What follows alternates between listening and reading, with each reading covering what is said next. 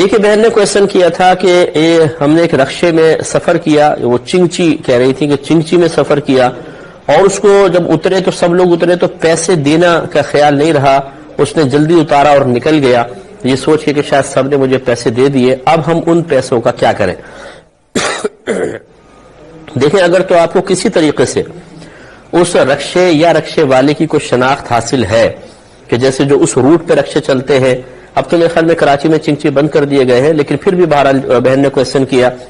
تو اگر کسی علاقے میں ہے تو آپ ان رکشوں کو تھوڑا سا دیکھیں، ہو سکتا ہے کہ اس کو دیکھ کر ایک دم یاد آ جاتا ہے، ویسے تو یاد نہیں ہوتا لیکن جب سامنے شے آتی ہے تو یاد آ جاتا ہے، اگر ایسا ہے تو کچھ عرصے ذرا چنگچیوں پہ گہری نگاہ رکھیں اور وہ نظر آ جائے تو اس کو پیسے دے دیں۔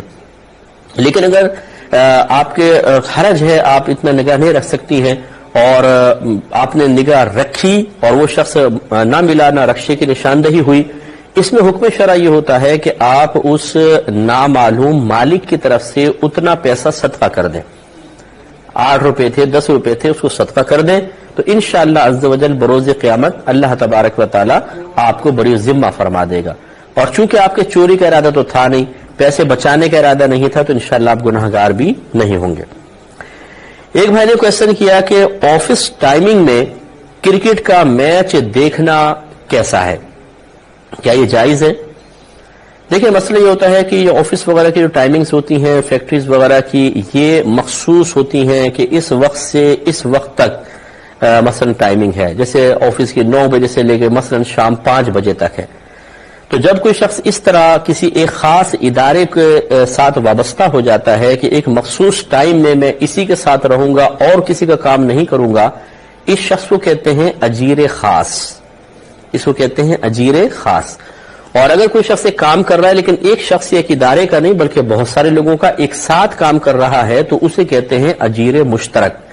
جیسے کہ پراپرٹی ڈیلرز کو آپ نے دیکھا ہوگا، کوئی کرائے کے لیے آ رہا ہے، کوئی دکان کرائے پہ لینا چاہتا ہے، کوئی مکان کوئی خریدنا چاہتا ہے، کوئی بیچنا چاہتا ہے، تو وہ ان سب سے ڈیلنگ کر رہا ہوتا ہے ایک ہی وقت میں، کسی کو یہاں لے کے جا رہا ہے، وہاں لے کے جا رہا ہے، کسی ایک ادارے کے ساتھ خاص نہیں، کسی ایک شخصیت کے ساتھ خاص نہیں، تو اسے کہتے ہیں اجیر مشترک۔ ابھی جو آفس وغیرہ میں کام کر رہے ہیں اجیر خاص ہیں، اجیر خاص تنخواہ کا مستحق ہوگا 2 چیزوں کی وجہ سے۔ نمبر 1، جو اس کی ٹائمنگ ہے، آفس ٹائمنگ پوری کی پوری، وہ پورے کے پورے ٹائم میں وہ وہاں پر موجود رہے، مثلا 9 بجے سے لے کر شام 5 بجے تک ہے تو اس کو وہاں موجود رہنا ہوگا، چاہے کوئی کام ہو یا نہ ہو۔ اور دوسرا یہ کہ جو کام سپرد کیا جائے اسے اس کے وقت پر ادا کرنا۔ لہذا اگر کام پڑا ہوا ہے اور انسان کہتا ہے چلو کل کر لوں گا، بھی میچ دیکھ لیتا ہوں، تو یہ غلط ہوگا۔ لہذا اگر کوئی 9 سے 5 مثلا ٹائمنگ ہے، 10 بجے پہنچا اور 4 بجے نکل گیا، تو اس نے پورا وقت نہیں دیا، تو جتنا وقت نہیں دیا، جیسے اس میں 2 گھنٹے کم ہیں تو 2 گھنٹے کی سیلری اس کے لیے حرام ہے لینا، پورے ٹائم میں وہاں موجود ہونا ہوگا۔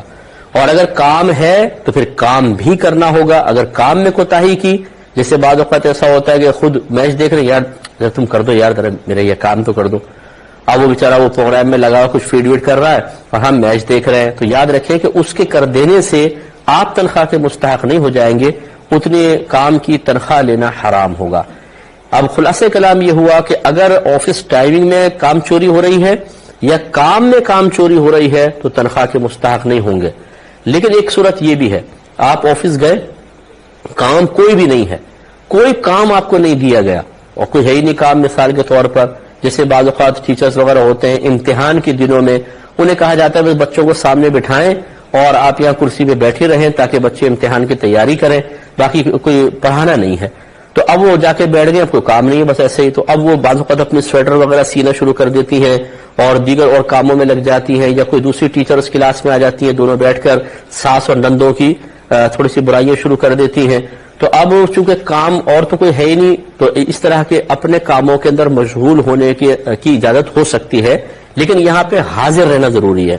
ابھی جو آفس کا سوال کیا گیا وہ اپنے صحیح ٹائمنگ پر آئے ہیں، آفس والے کوئی کام ہی نہیں دے رہے ہیں، تو اب اگر وہاں پہ کوئی ٹی وی وغیرہ چل رہا ہے اور اس میں وہ میچ دیکھنا شروع ہو جاتے ہیں، تو یہ ایک تو ٹائم وہ اپنا پورا دے رہے ہیں، دوسرے کام چوری نہیں کر رہے کہ کام تو ہے ہی نہیں، تو اب ان کا یہ میچ دیکھنا شرعی لحاظ سے درست ہوگا۔ امید ہے کہ آپ بات سمجھ گئے ہوں گے۔ اور اس میں ضمن ایک بات عرض کر دیتا ہوں، علماء نے، فقہاء نے یہاں تک لکھا ہے کہ آفس ٹائمنگ میں جبکہ کام بھی موجود ہے، سب کچھ ہے، انسان اپنے ذاتی کاموں میں مشغول نہیں ہو سکتا. حتیٰ کہ فرمایا اگر نماز پڑھ رہا ہے نا تو سنت موقدہ اور فرائض پورے کرے، نوافل نہیں پڑھ سکتا. نوافل چھوڑنے ہوں گے، وہ اپنے کام پر ڈیوٹی پہ اپنے فوراً پہنچ جائے. اگر نماز پڑھنے کی مہلت اگر ایسا ہے کہ ٹائم دیا ہوا، مثلا 20 منٹ 25 منٹ دیے ہوئے ہیں، تو پھر تو آپ آرام سے 20-25 منٹ میں اپنے سنن نوافل وغیرہ سب پڑھ لیں، ٹھیک ہے، اس میں کوئی پرابلم نہیں. لیکن اگر یہ کہا ہے کہ نماز پڑھ کے فوراً واپس آ جائیں، ٹائم نہیں دیا، صرف نماز پڑھنے کا کہا ہے کہ آپ نماز پڑھ کے فوراً واپس آ جائیں، تو پھر اس میں یاد رکھیں کہ سنت موقدہ اور فرض یا واجب تو پڑھیں گے، نوافل وغیرہ چھوڑ دینے چاہیے، کیونکہ نوافل ایک اضافی شے ہے اور اپنے آفس ٹائمنگ میں اضافی عبادت، نفل عبادت بھی اختیار نہیں کر سکتے ہیں. امید ہے آپ سمجھ گئے ہوں گے.